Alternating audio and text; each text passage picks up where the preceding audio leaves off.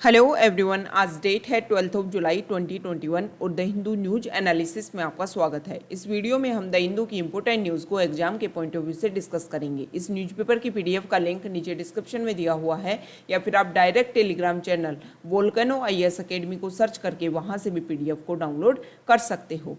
First news map based, और आज हम RLC के मैप को डिस्कस करने वाले हैं।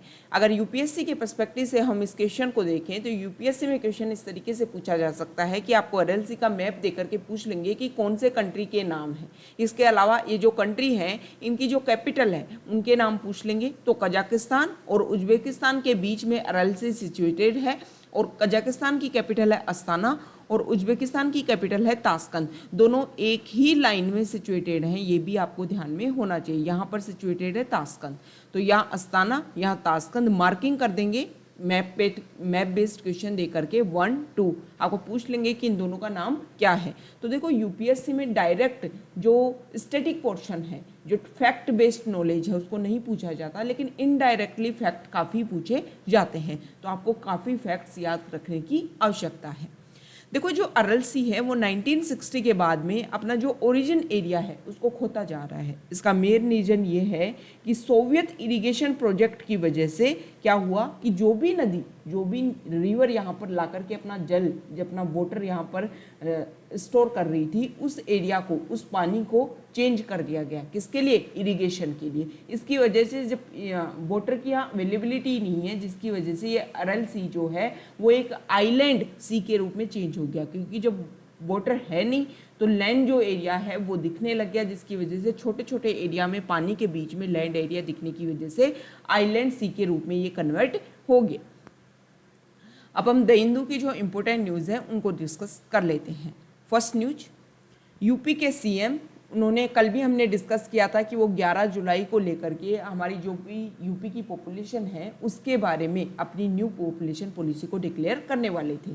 तो योगी आदित्यनाथ वहाँ के CM, उन्होंने बोला है कि सभी सेक्शंस को माइंड में रख करके, हमारी सोसाइटी के जो सारे सेक्शंस हैं उनको माइंड में रख करके ये न्यू पॉपुलेशन पॉलिसी बनाई गई है। पॉपुलेशन की वजह से बहुत सारी मेजर प्रॉब्लम हो रही है। जो भी मेजर प्रॉब्लम्स हो रही हैं, अगर उनके रूट फाउंडेशन की बात करें तो राइजिंग पॉपुलेशन उनमें मेजर इशू है। फ्यूचर प्लानिंग में उन्होंने 2021 से 2030 तक जो अपनी पॉपुलेशन पॉलिसी लॉन्च की, इसमें मैटरनल और इन्फेंट डेथ के ऊपर टाइम बाउंड मैनर में काम करने के लिए स्टार्ट किया है कि टाइम बाउंड मैनर में इनके ऊपर वर्क किया जाएगा। अब क्या क्या डिसीजन लिए गए ये देख लेते हैं। उन्होंने बोला है कि टोटल फर्टिलिटी रेट, मतलब पर वीमेन जो चिल्ड्रन हैं, जो बच्चे, एक वीमेन जितने बच्चे पैदा करती है, वो डिक्रीज किया जाएगा 2.7 से 2.1 तक। 2026 तक 2.1 तक लाया जाएगा और 2030 तक 1.7 लाया जाएगा। मॉडर्न कॉन्ट्रासेप्टिव प्रिवलेंस रेट है उसको इंक्रीज किया जाएगा 31.7% से 45% टू 2026 तक और 52% तक ले जाया जाएगा 2030 तक। Male methods of contraceptive use from 10.8% to 15.1% by 2016। Maternal mortality rate जो है, मतलब 1 लाख के ऊपर जो लाइव बर्थ देती है मदर, उनकी डेथ अगर हो जाती है, मदर की डेथ हो जाती है, तो उसको बोलते हैं मैटरनल मोर्टिलिटी रेट। तो इसको कम किया जाएगा 2026 तक 197 से 150 तक लाया जाएगा और 2030 तक, मतलब माँ की डेथ ना हो, इस चीज़ का ध्यान रखा जाएगा और 98 तक लाया जाएगा 2030 तक। इन्फेंट मोर्टेलिटी रेट, मतलब 1000 जो बच्चे जब पैदा होते हैं तो कितने की डेथ हो जाती है, उसके आधार पर इन्फेंट मोर्टेलिटी रेट जारी की जाती है। तो अभी प्रेजेंट टाइम की बात करें तो वहाँ पर 43 बच्चे ऐसे हैं जिनकी डेथ हो जाती होगी, लेकिन 2026 तक इसको कम करके 32 लाया जाएगा और 2030 तक 22। इसके अलावा अंडर 5 मोर्टेलिटी रेट है उसको भी डिक्रीज किया जाएगा। ठीक है, 2016 तक, 2026 तक, सॉरी यहाँ पे मिस प्रिंट होगा, 35 लाया जाएगा और 2030 तक 25 इसको लाया जाएगा। देखो यूपी की पॉपुलेशन पॉलिसी जो है वो मेजर इस बात पे है कि जो भी वहाँ की कम्युनिटीज़ हैं उनके बीच में अवेयरनेस और एक्सटेंसिव प्रोग्राम को लॉन्च किया जाए, ताकि जो भी एरियाज हैं उनमें जब अवेयरनेस क्रिएट होगी, जो हायर फर्टिलिटी रेट है उसको डिक्रीज किया जाएगा।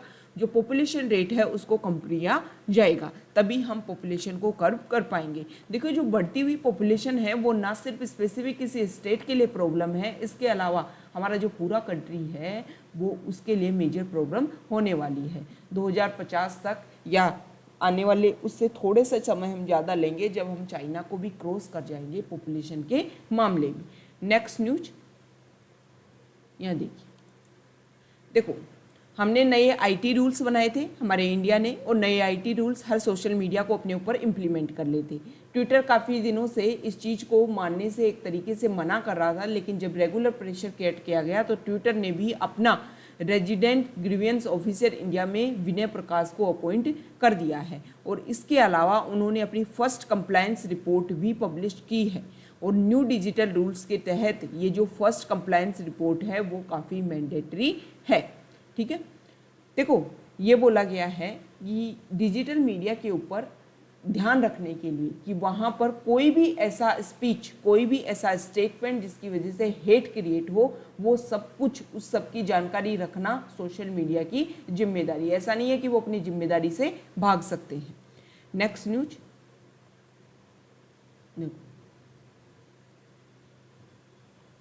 एक सेकेंड, हाँ यहाँ देखिए, देखो दिल्ली और हरियाणा उनके बीच में जो वोटर इशू है वो लगभग हमेशा से प्रॉब्लम रही है। वोटर इशू को लेकर के जो दिल्ली गवर्नमेंट है उसके द्वारा ये बोला गया है कि हम सुप्रीम कोर्ट तक जाएंगे, हमारे यहाँ पर वोटर की अवेलेबिलिटी अच्छे से नहीं है। ठीक है, ये वहाँ के दिल्ली जल बोर्ड के वाइस चेयरमैन राघव चड्ढा के द्वारा ये स्टेटमेंट दिया गया क्योंकि उनकी सिटी में वाटर शॉर्टेज है।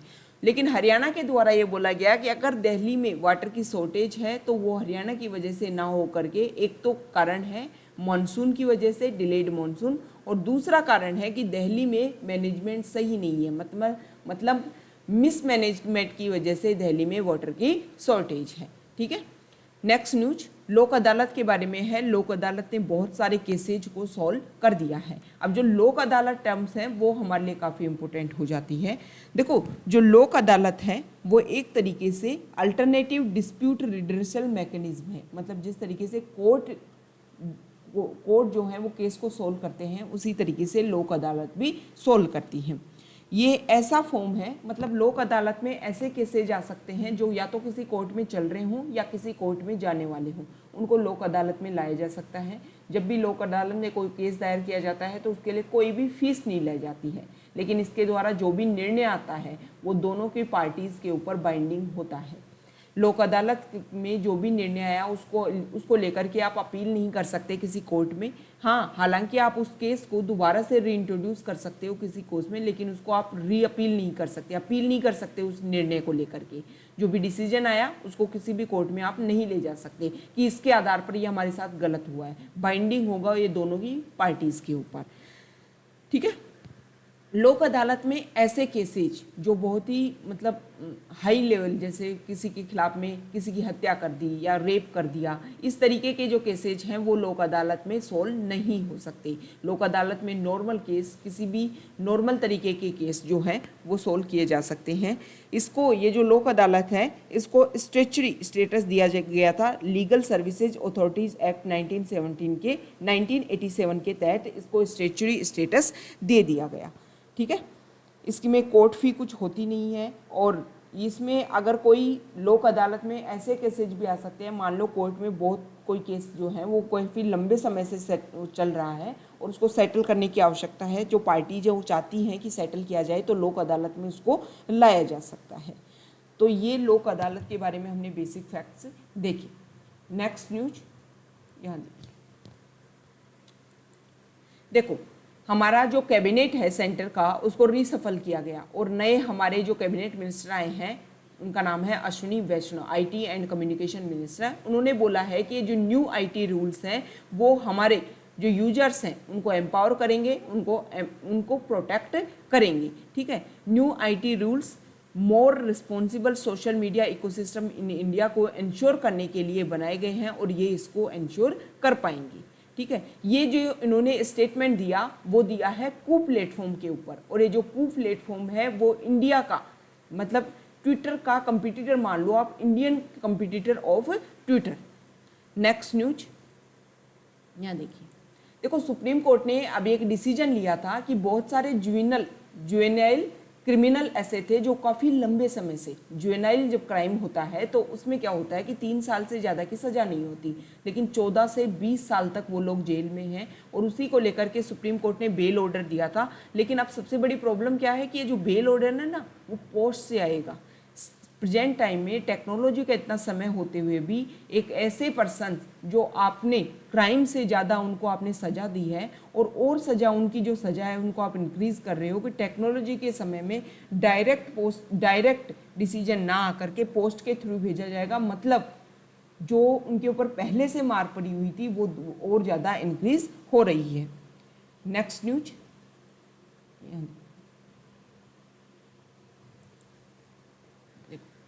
बिहार केसरिया बुद्धा स्तूप वाटरलॉग्ड। देखो फ्लड की वजह से जो बिहार में ये जो बुद्धा स्तूप है वो वाटरलॉग, मतलब चारों तरफ से पानी से गिर गया है। पिछले बार भी ये सेम प्रॉब्लम हुई थी।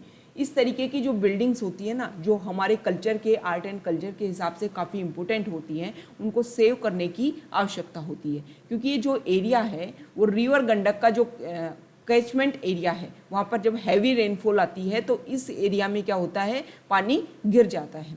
ये बहुत ही बड़ा कंसर्न का इशू है, ठीक है। ऐसा आर्कियोलॉजिकल सर्वे ऑफ इंडिया के द्वारा जारी किया गया है। आर्कियोलॉजिकल सर्वे ऑफ इंडिया की अगर हम बात करें तो 1861 में अलेक्जेंडर कनिंघम ने इसको बनाया था, और अलेक्जेंडर कनिंघम को फादर ऑफ इंडियन आर्कियोलॉजिकल इसलिए बोला जाता है। ये मिनिस्ट्री ऑफ कल्चर के अंडर आता है, और इसका मेन काम ये है कि हमारे जो नेशन का कल्चर हेरिटेज है उसको प्रोटेक्शन और उसका आर्कियोलॉजिकल रिसर्च किया जाए, उसी को करने में ये एक इम्पोर्टेंट ऑर्गेनाइजेशन आता है। इस स्तूप की अगर आप बात करोगे तो ये जो स्तूप है ये काफ़ी पुराना है। इसको एक्सकेवेटेड किया गया था। It was excavated bye general Cunningham in 1861 to 1862 and 1998 an ASI team led by archaeologist KK Mohammed had excavated the site properly। ये जो स्तूप है इसको ये बोला जाता है the origin Kesariya stupa is said to date back to the time of Emperor Ashoka 250 before Christ era as the remains of an Ashokan pillar was discovered there. The local people called the स्तूप देवालय meaning house of gods। ठीक है, तो एक तरीके से जो हमारा culture है वो इस स्तूप से जुड़ा हुआ है, और जो कल्चर को, हेरिटेज को प्रिजर्व करना गवर्नमेंट की आवश्यकता है, और इनको प्रिजर्व, इनको प्रोटेक्ट करना चाहिए। नेक्स्ट न्यूज देखो, अफगानिस्तान एक लैंडलॉक कंट्री, वहाँ पर तालिबान और वहाँ की गवर्नमेंट के बीच में इशू हो रहा है। अब इशू को लेकर के हमारी जो मिनिस्ट्री ऑफ एक्सटर्नल अफेयर्स ने, उन्होंने हमारा कंसल्टेट स्टाफ था उसको वहाँ से कंधार से बुला लिया है, लेकिन मिनिस्ट्री ऑफ एक्सटर्नल अफेयर्स ने बोला है कि हमने टेम्परेरी इवैक्यूएशन किया है हमारे स्टाफ का, ऐसा नहीं है परमानेंट। हमने उस कंसल्टेट एरिया को, कंसल्टेट जो ऑफिस थी उसको हमने बंद कर दिया है।